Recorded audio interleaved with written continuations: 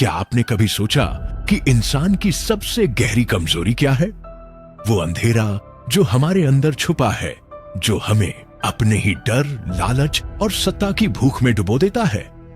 एक किताब है Heart of darkness by Joseph Conrad, जो हमें एक ऐसी यात्रा पर ले जाती है जहां हम ना सिर्फ बाहरी दुनिया के अंधेरे को देखते हैं, बल्कि अपने अंदर के अंधेरे से भी रूबरू होते हैं। आज मैं आपको इस किताब की समरी सुनाने जा रहा हूं, एक ऐसी समरी जो आपको ना सिर्फ कहानी बताएगी, बल्कि जिंदगी के सबसे गहरे सबक भी सिखाएगी। तो चलिए इस सफर को शुरू करते हैं और देखते हैं कि कैसे ये किताब हमें इंसानियत, नैतिकता और अपने अंदर की सच्चाई से रूबरू करवाती है। जरा एक लड़के की कहानी सुनो। एक छोटे से शहर का लड़का Jimmy Donaldson, middle class family, ना कोई बड़ा शहर, ना पैसा, ना पहचान। 13 साल की उम्र में उसने YouTube पर अपना पहला वीडियो डाला। ना माइक, ना एडिटिंग, बस एक सस्ता कैमरा और ढेर सारा जुनून। सालों तक वो वीडियो बनाता रहा, लेकिन व्यूज नहीं आए, कमेंट्स नहीं मिले। लोग हंसते थे, मजाक उड़ाते थे, लेकिन जिमी ने हार नहीं मानी। वो रोज 12-14 घंटे अपनी वीडियो को एनालाइज करता, हर वायरल वीडियो को देखता, उसका स्ट्रक्चर समझता। एक बार तो उसने 1 से 1000 तक गिनती की। 40 घंटे नॉन स्टॉप रिकॉर्डिंग। लोग कहते ये पागल है, लेकिन जिमी को पता था लोग पागलपन को याद रखते हैं। धीरे धीरे उसने अपनी टीम बनाई, कॉलेज छोड़ दिया, करियर नहीं चुना, बस YouTube को अपनी जिंदगी बना लिया। आज वो लड़का मिस्टर बीस्ट है, YouTube का बादशाह। लेकिन क्या आपको लगता है कि मिस्टर बीस्ट की राह आसान थी? नहीं, उनकी राह में कई अंधेरे आए, कई ऐसे पल आए जब वो अपने डर, अपनी कमजोरियों से लड़ रहे थे।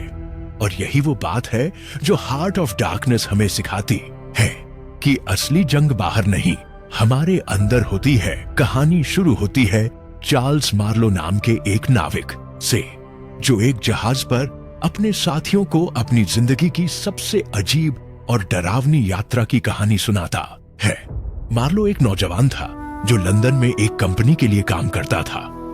उसका सपना था एक नाविक बनना और अफ्रीका की कांगो नदी पर नाव चलाना। लेकिन यह सपना जल्दी ही एक डरावने हकीकत में बदल गया।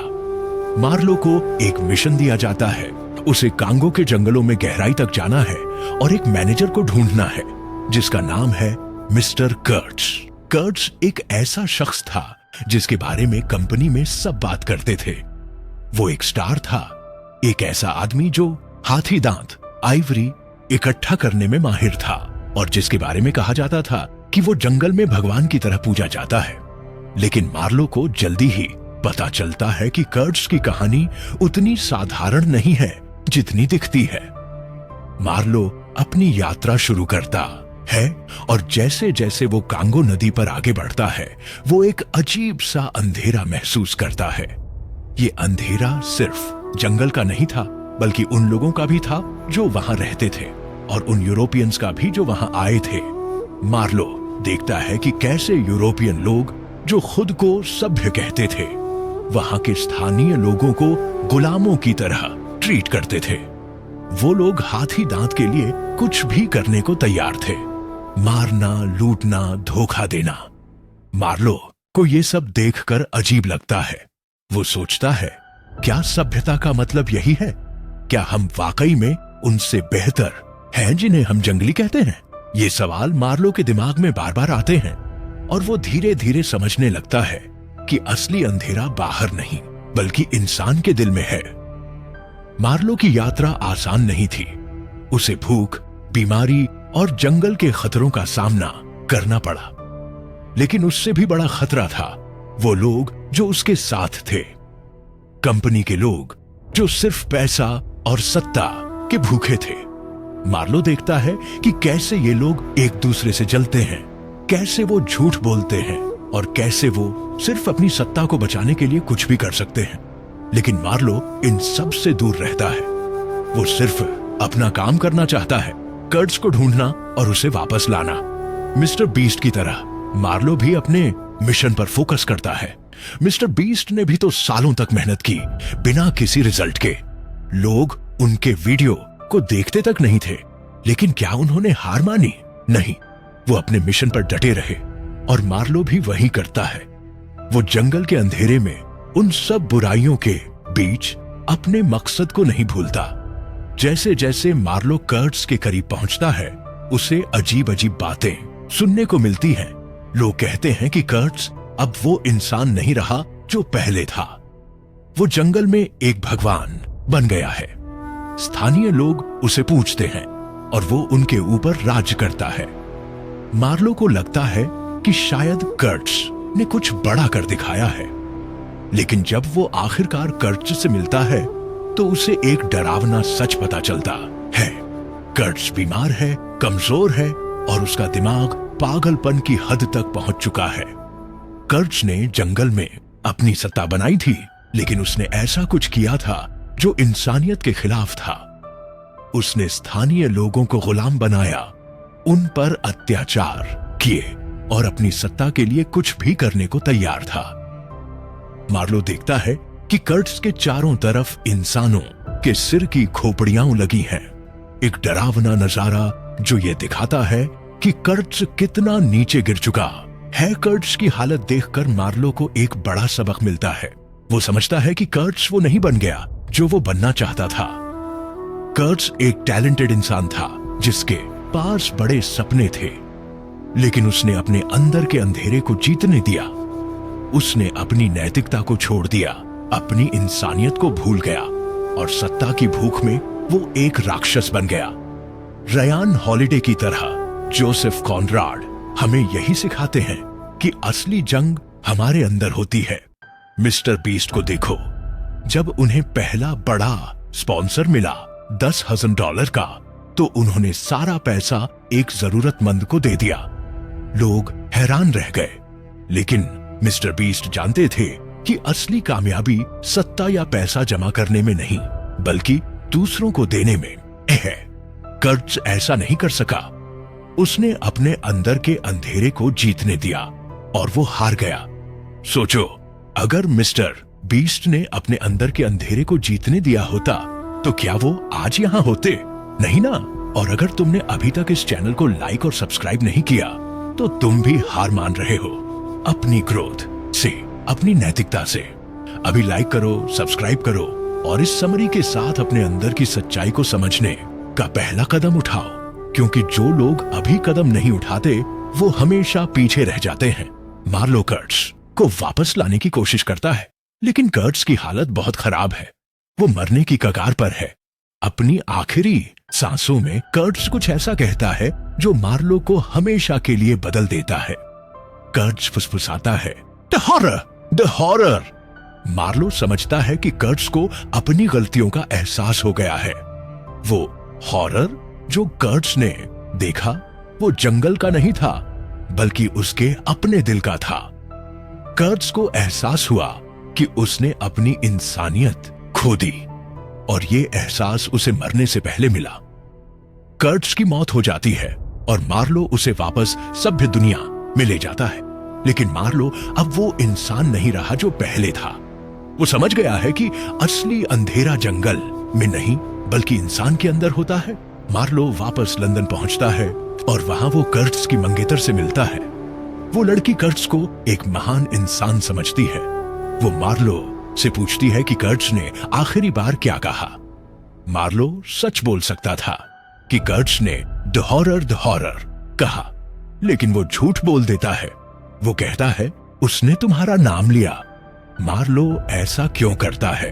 क्योंकि वो उस लड़की का दिल नहीं तोड़ना चाहता, लेकिन ये झूठ मार्लो को अंदर से खा जाता है। वो समझता है कि सभ्यता का ढोंग कितना खोखला है। वो लोग जो खुद को सभ्य कहते हैं वो भी उतने ही अंधेरे में डूबे हैं जितना कर्ट्स था। सोचो, अगर मिस्टर बीस्ट ने अपने अंदर की सच्चाई को ना समझा होता तो क्या वो आज यहां होते? और अगर तुमने अभी तक इस चैनल को लाइक और सब्सक्राइब नहीं किया तो तुम भी हार मान रहे हो। अपनी सच्चाई को समझने से, अपनी जिंदगी को बदलने से ये आखिरी मौका है। अभी लाइक करो, सब्सक्राइब करो और इस समरी को पूरा पढ़कर अपने अंदर के अंधेरे को हराने का रास्ता ढूंढो, क्योंकि जो लोग मौके गंवाते हैं वो हमेशा पछताते हैं। हार्ट ऑफ डार्कनेस हमें सिखाती है कि असली जंग हमारे अंदर होती है। मिस्टर बीस्ट ने भी तो अपने अंदर की जंग लड़ी। सालों तक हारने के बाद भी वो रुके नहीं। हर हार से सीखा, हर ठोकर को सीढ़ी बनाया और आज वो दुनिया के टॉप पर है। मार्लो की तरह हमें भी अपने अंदर के अंधेरे को समझना होगा। हमें अपनी कमजोरियों, अपने डर, अपने लालच से लड़ना होगा और सबसे जरूरी, हमें अपनी नैतिकता को कभी नहीं छोड़ना होगा। मिस्टर बीस्ट ने अपनी नैतिकता को कभी नहीं छोड़ा। उन्होंने हमेशा दूसरों को दिया, हमेशा मेहनत की और हमेशा अपने मिशन पर फोकस किया और आज वो एक मिसाल है। तो दोस्त, क्या तुम भी अपने अंदर के अंधेरे को हरा सकते हो? क्या तुम भी मिस्टर बीस्ट की तरह अपने सपनों को हकीकत में बदल सकते हो? अगर हां, तो आज से शुरू करो। अपनी कमजोरियों से लड़ो, अपनी नैतिकता को मजबूत करो और देखो कैसे तुम्हारी जिंदगी बदलती है। क्या आपने कभी सोचा कि जो लोग सबसे ज्यादा सभ्य दिखते हैं वो अपने अंदर कितना अंधेरा छुपाए होते हैं? Heart of darkness by Joseph Conrad की कहानी हमें यही सिखाती है कि असली अंधेरा जंगल में नहीं बल्कि इंसान के दिल में होता है। पिछले हिस्से में हमने देखा कि कैसे चार्ल्स मार्लो कांगो नदी पर एक खतरनाक यात्रा शुरू करता है और कैसे वो मिस्टर कर्ट्स के अंधेरे सच से रूबरू होता है। लेकिन ये कहानी सिर्फ कर्ट्स की नहीं है, ये कहानी है हर उस इंसान की जो अपने अंदर के अंधेरे से लड़ता है या उसकी चपेट में आ जाता है। आज मैं आपको इस कहानी का अगला हिस्सा सुनाने जा रहा हूं, जहां हम और गहराई में जाएंगे और देखेंगे कि कैसे ये किताब हमें अपनी कमजोरियों से लड़ना सिखाती है। मार्लो की यात्रा कांगो नदी पर जारी है और हर कदम पर वो एक नया अंधेरा देखता है। जंगल की घनी छाया, जहां सूरज की रोशनी भी नहीं पहुंचती, वो सिर्फ बाहर का अंधेरा नहीं था, वो अंधेरा उन यूरोपियंस का भी था जो यहां आए थे। वो लोग जो खुद को सभ्य कहते थे लेकिन जिनके इरादे लालच, सत्ता और क्रूरता से भरे थे। मार्लो देखता है कि कैसे कंपनी के लोग जो हाथी दांत के लिए यहां आए थे स्थानीय लोगों को गुलामों की तरह ट्रीट करते थे। वो लोग चेन में बंधे हुए थे, भूखे थे और उनके चेहरों पर सिर्फ डर और दर्द दिखता था। मार्लो को ये सब देखकर एक अजीब सा गुस्सा और शर्मिंदगी महसूस होती है। वो सोचता है, क्या यही सभ्यता है? क्या हम वाकई में इन लोगों से बेहतर हैं? ये सवाल मार्लो के दिमाग में बार बार गूंजते हैं और वो धीरे धीरे समझने लगता है कि जो लोग खुद को सभ्य कहते हैं वो असल में सबसे बड़े जंगली हैं। मार्लो की नाव आगे बढ़ती है लेकिन हर कदम पर मुश्किलें बढ़ती जाती हैं। उसकी नाव बार बार खराब होती है और उसे ठीक करने में दिन लग जाते हैं। जंगल की सैर में उसे भूख, बीमारी और खतरनाक जानवरों का सामना करना पड़ता है। लेकिन मार्लो रुकता नहीं, वो अपने मिशन पर डटा रहता है। उसे कर्ट्स को ढूंढना है और उसे वापस ले जाना है। मिस्टर बीस्ट की तरह मार्लो भी अपने मिशन को लेकर पागल है। मिस्टर बीस्ट ने भी तो सालों तक मेहनत की बिना किसी रिजल्ट के। लोग उनके वीडियो को देखते तक नहीं थे, लेकिन क्या उन्होंने हार मानी? नहीं, वो रोज 12-14 घंटे अपनी वीडियो को एनालाइज करते थे, हर वायरल वीडियो का स्ट्रक्चर समझते थे।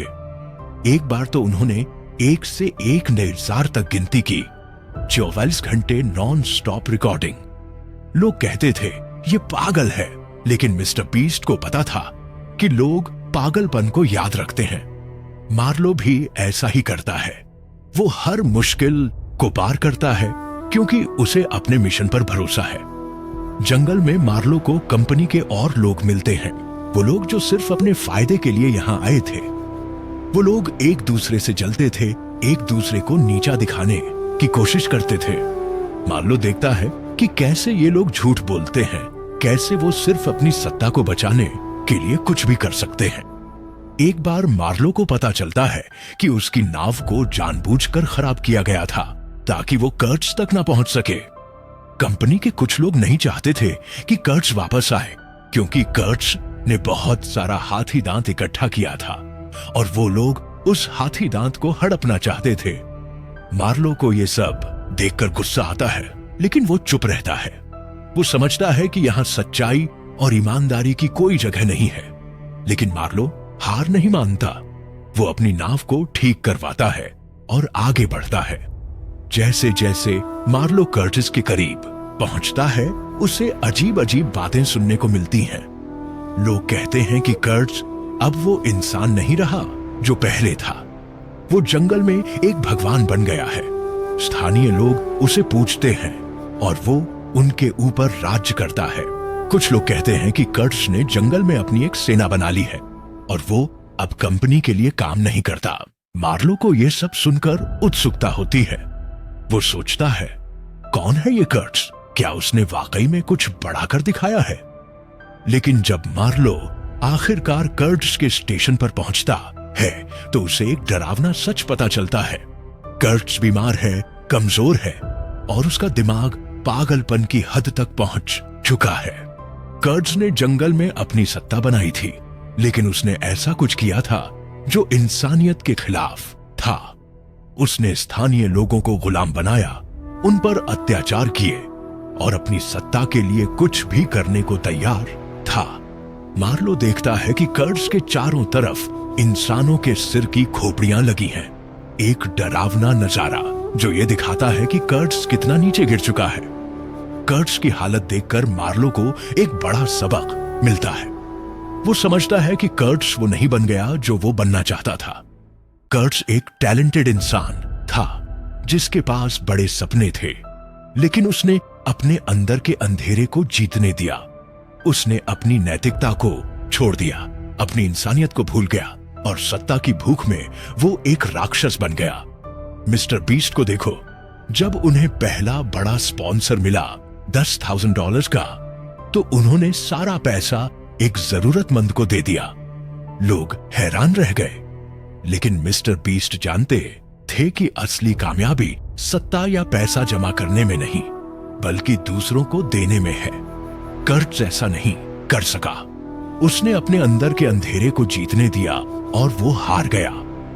मार्लो को कर्टिस की हालत देखकर दुख होता है, लेकिन वो समझता है कि ये अंधेरा सिर्फ कर्टिस का नहीं, ये हर इंसान के अंदर है। सोचो, अगर मिस्टर बीस्ट ने अपने अंदर के अंधेरे को जीतने दिया होता तो क्या वो आज यहां होते? नहीं ना। और अगर तुमने अभी तक इस चैनल को लाइक और सब्सक्राइब नहीं किया तो तुम भी हार मान रहे हो अपनी ग्रोथ से, अपनी नैतिकता से। अभी लाइक करो, सब्सक्राइब करो और इस समरी के साथ अपने अंदर की सच्चाई को समझने का पहला कदम उठाओ, क्योंकि जो लोग अभी कदम नहीं उठाते वो हमेशा पीछे रह जाते हैं। मार्लो कर्टिस को वापस लाने की कोशिश करता है, लेकिन कर्टिस की हालत बहुत खराब है। वो मरने की कगार पर है। अपनी आखिरी सांसों में कर्टिस कुछ ऐसा कहता है जो मार्लो को हमेशा के लिए बदल देता है। कर्टिस फुसफुसाता है, हॉरर, द हॉरर। मार्लो समझता है कि कर्टिस को अपनी गलतियों का एहसास हो गया है। वो हॉरर जो कर्टिस ने देखा वो जंगल का नहीं था, बल्कि उसके अपने दिल का था।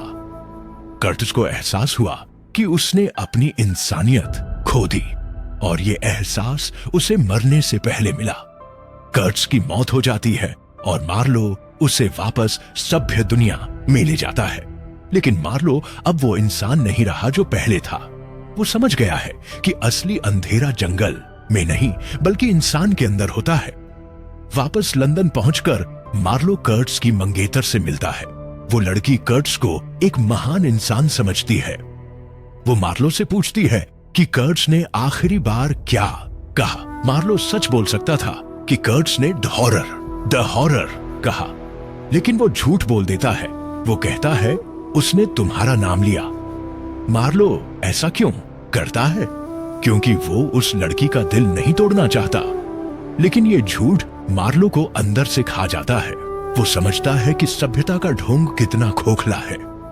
वो लोग जो खुद को सभ्य कहते हैं, वो भी उतने ही अंधेरे में डूबे हैं जितना कर्ज था।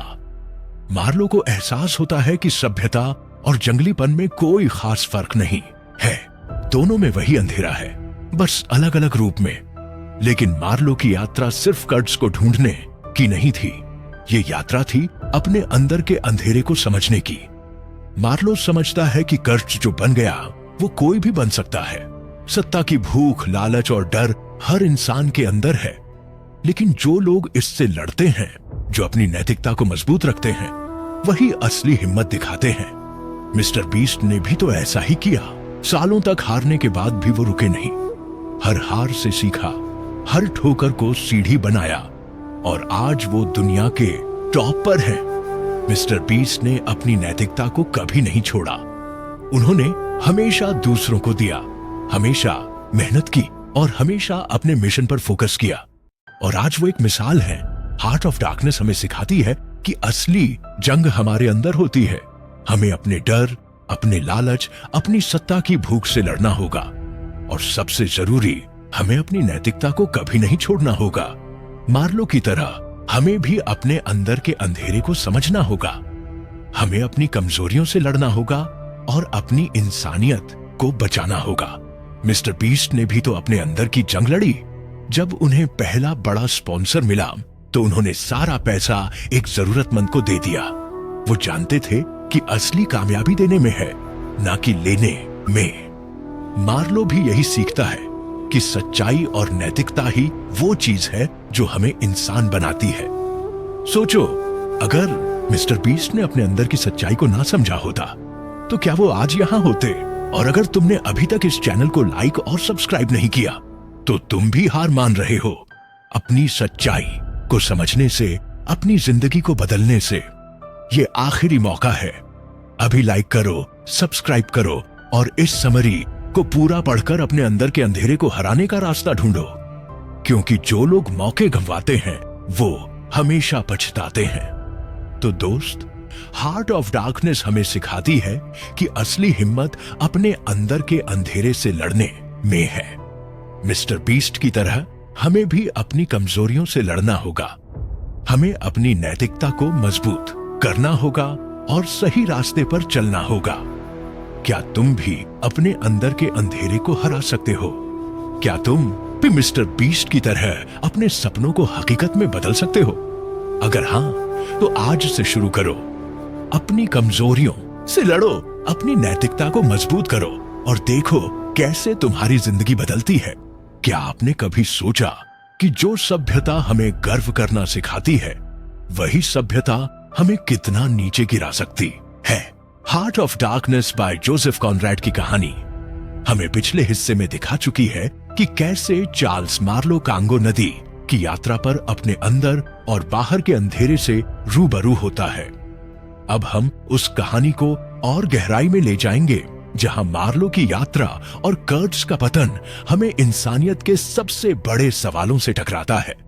मार्लो की नाव कांगो नदी की गहराइयों में आगे बढ़ रही है और हर पल वो एक नई सच्चाई से रूबरू होता है।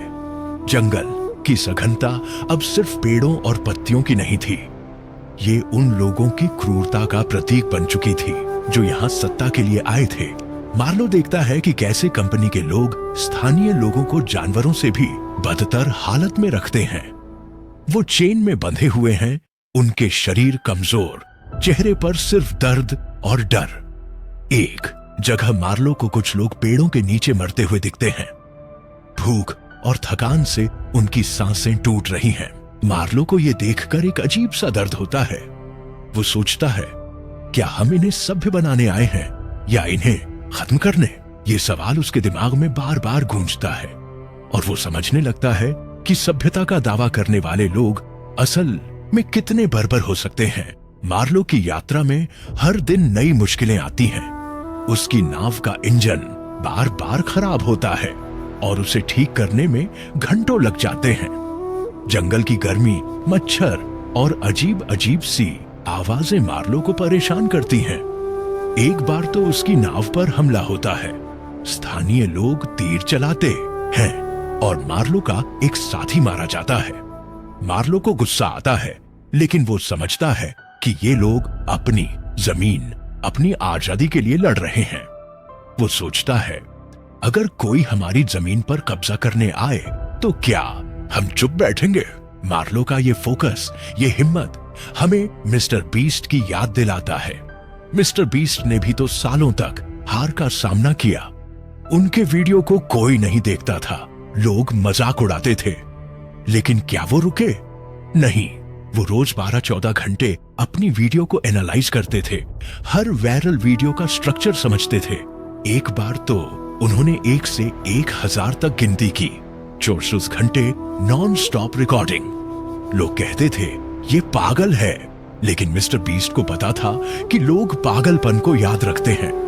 मार्लो भी ऐसा ही करता है, वो हर मुश्किल को पार करता है क्योंकि उसे अपने मिशन पर भरोसा है। जंगल में मार्लो को कंपनी के और लोग मिलते हैं और वो देखता है कि कैसे ये लोग एक दूसरे के खिलाफ साजिशें रचते हैं। एक स्टेशन मैनेजर उसे बताता है कि कर्ट्स अब कंपनी के लिए खतरा बन गया है। कर्ट्स ने जंगल में अपनी एक अलग दुनिया बना ली है और वो कंपनी के नियम नहीं मानता। मैनेजर कहता है, कर्ट्स को वापस लाना जरूरी है, वरना हमारा सारा हाथी दांत खो जाएगा। लेकिन मार्लो समझता है कि ये मैनेजर सिर्फ अपने फायदे के लिए बोल रहा है। उसे कर्ट्स की चिंता नहीं, बल्कि उस हाथी दांत की चिंता है जो कर्ट्स ने इकट्ठा किया है। मार्लो को ये सब देखकर गुस्सा आता है, लेकिन वो चुप रहता है। वो समझता है कि यहाँ हर कोई अपने स्वार्थ के लिए काम कर रहा है, फिर भी मार्लो अपने मिशन को नहीं छोड़ता। वो कर्ट्स तक पहुंचने के लिए हर मुश्किल को पार करता है। जब मार्लो कर्ट्स के स्टेशन पर पहुंचता है तो उसे एक अजीब सा माहौल दिखता है। चारों तरफ सन्नाटा है, लेकिन उस सन्नाटे में एक डर छुपा है। स्थानीय लोग कर्ट्स को भगवान की तरह पूजते हैं, लेकिन उनके चेहरों पर डर साफ दिखता है। मार्लो देखता है कि कर्ट्स के घर के बाहर इंसानों की खोपड़ियां लगी हैं। एक ऐसा नजारा जो मार्लो को अंदर तक हिला देता है।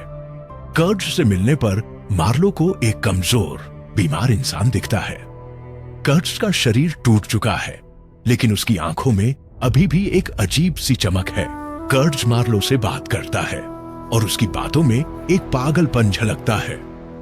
वो कहता है, मैंने यहां सब कुछ हासिल कर लिया, मैं यहां का भगवान हूं। लेकिन मार्लो समझता है कि कर्ट्स ने जो हासिल किया वो सत्ता नहीं, बल्कि अपनी इंसानियत का नुकसान है। कर्ट्स ने स्थानीय लोगों पर अत्याचार किए, उन्हें गुलाम बनाया और अपनी सत्ता के लिए हर हद पार कर दी। कर्ट्स की डायरी मार्लो को मिलती है और उसमें एक लाइन उसे सबसे ज्यादा परेशान करती है, एक्सटर्मिनेट ऑल द ब्रूट्स, यानी सारे जंगली लोगों को खत्म कर दो। ये लाइन दिखाती है कि कर्ट्स ने अपनी नैतिकता को पूरी तरह से खो दिया था।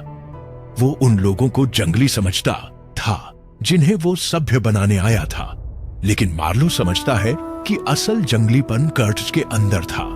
कर्ट्स की हालत देखकर मार्लो को मिस्टर बीस्ट की याद आती है। मिस्टर बीस्ट ने भी तो सत्ता और पैसा कमा सकते थे, लेकिन उन्होंने ऐसा नहीं किया।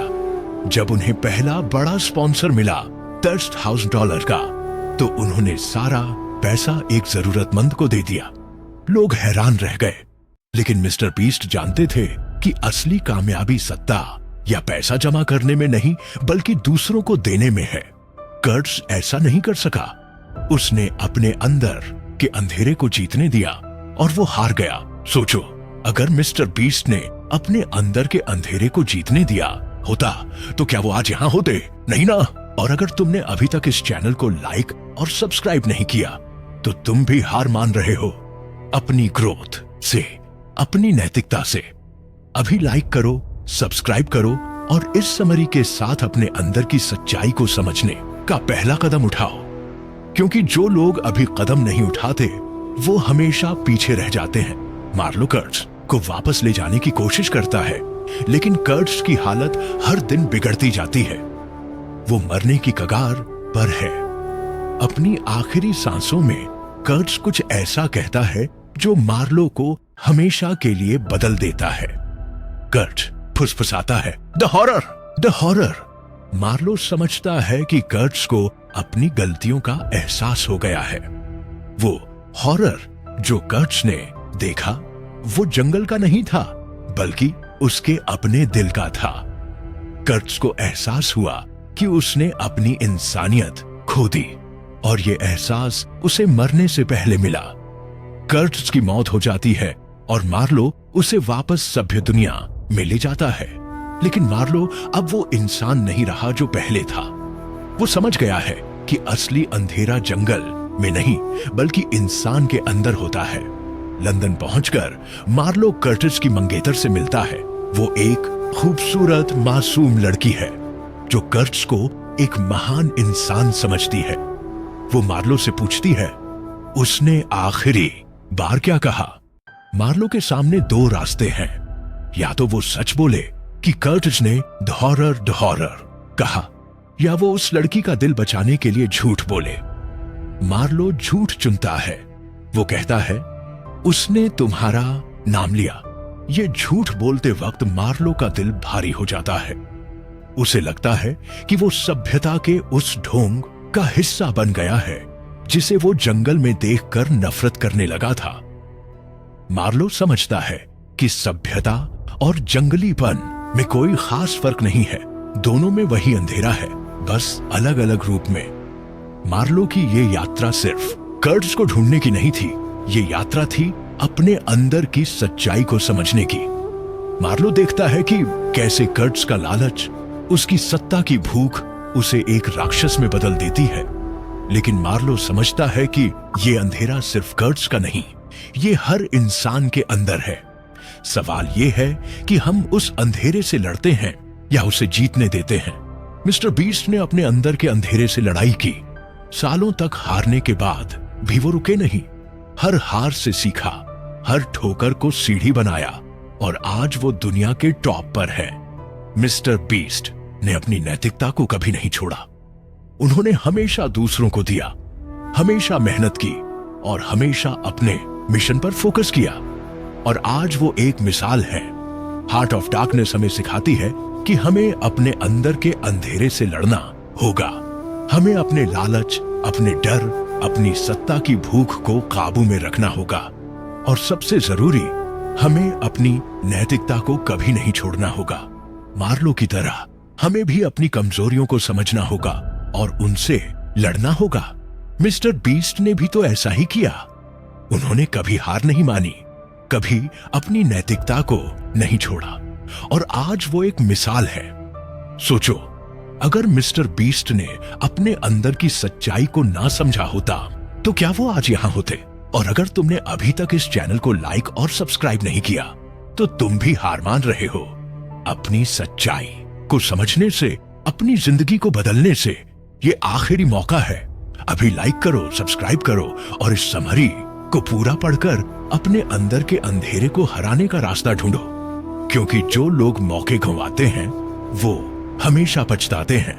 तो दोस्त, हार्ट ऑफ डार्कनेस हमें सिखाती है कि असली हिम्मत अपने अंदर के अंधेरे से लड़ने में है। मिस्टर बीस्ट की तरह हमें भी अपनी कमजोरियों से लड़ना होगा। हमें अपनी नैतिकता को मजबूत करना होगा और सही रास्ते पर चलना होगा। क्या तुम भी अपने अंदर के अंधेरे को हरा सकते हो? क्या तुम भी मिस्टर बीस्ट की तरह अपने सपनों को हकीकत में बदल सकते हो? अगर हां, तो आज से शुरू करो। अपनी कमजोरियों से लड़ो, अपनी नैतिकता को मजबूत करो और देखो कैसे तुम्हारी जिंदगी बदलती है।